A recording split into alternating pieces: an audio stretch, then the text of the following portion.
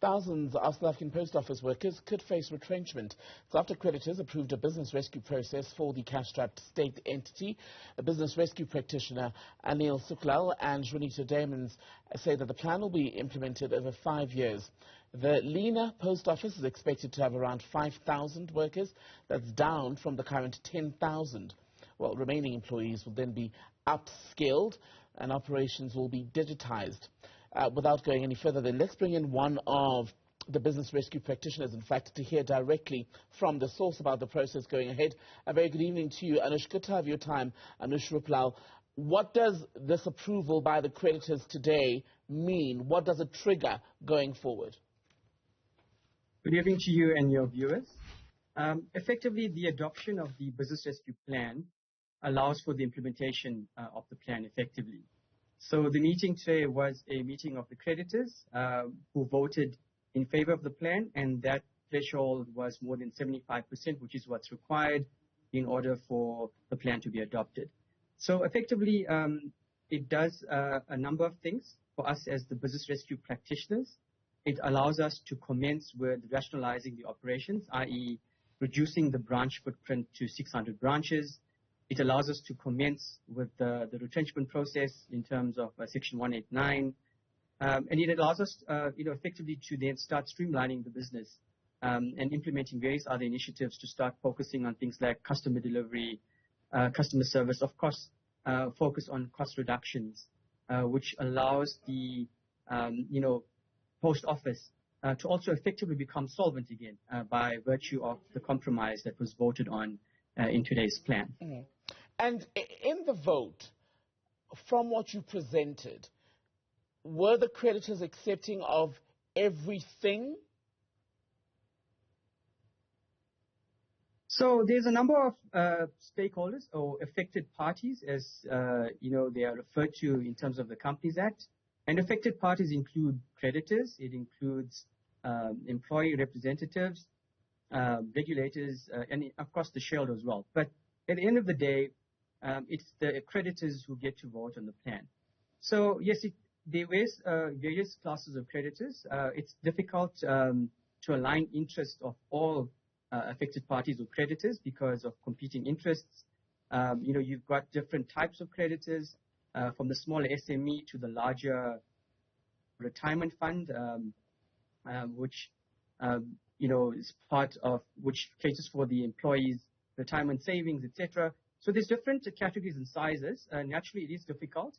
But again, with the votes, the creditors have spoken and have voted in favor of the plan. Mm. There is the issue of jobs. When is that going to begin to happen, the cuts in jobs? Because that is what Labour will be waiting to hear from you. Yeah, it's never good news. It's really difficult when it comes to having to retrench people. But I think with our engagement, our ongoing proactive engagement with the Creditors Committee, which was established early on in the business rescue process. So the employee committee comprises of union representatives as well as representatives representing non-unionized workers. So I think the ability to engage upfront in an ongoing basis certainly helped the process. Certainly wasn't easy, but there were certainly, constructive engagements around the process. I think what stems from this is the Section 189 process, which formally kicks off. It's a consultative process, and of course, it includes engagement with the Employees Committee. And is it 5,000 workers who will have to go? Is it 5,000 workers who will have to go? 6,000 employees, unfortunately, will have to be retrenched. And what this does is it allows for, cost reduction. At the moment, the post office was simply unsustainable with the high level of costs. So the reduction of 6,000 employees does create a saving of approximately 1 billion rand per annum for the organization. Mm-hmm. And what do the 6,000 workers walk away with? Because it's one thing for you to say that you'll save about 1 billion rand per annum for the post office, but for someone who's among the 6,000, what do they get?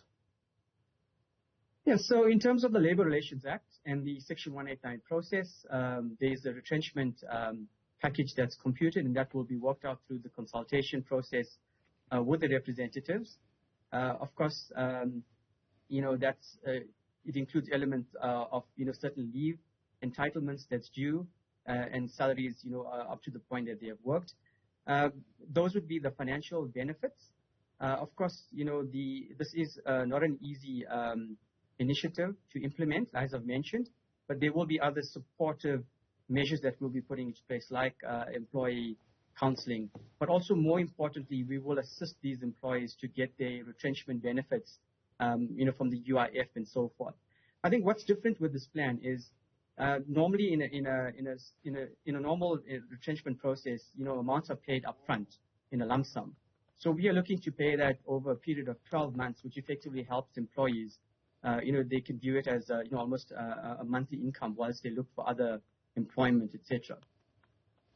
And for those who remain, there will be the upskilling, because there's this talk of the creation of a post office of the future.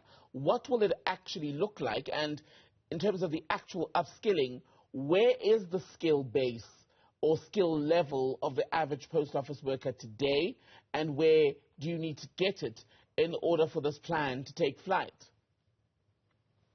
Yes, so look, I think, maybe building on the previous comment, the plan talks about retrenching 6,000 people, but the alternative would be liquidation, where, all 11,000 employees would lose their jobs. So that's an important element, to highlight, that the rescue still saves 5,000 jobs.